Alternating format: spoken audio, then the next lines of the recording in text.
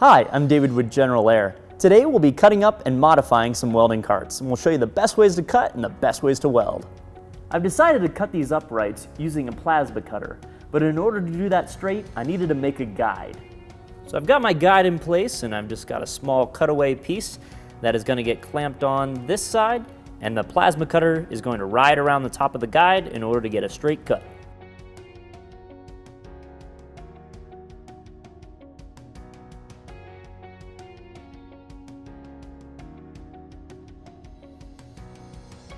So the cart needs to be raised by 4 inches.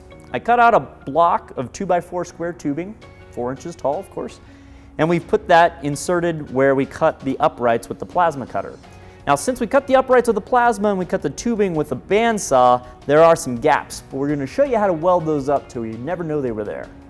Now I know I'm going to be welding my cart in the horizontal position, so I've set up these plates with a little gap in between, and I'm going to be setting up my machine to get the flattest weld bead possible without burning through.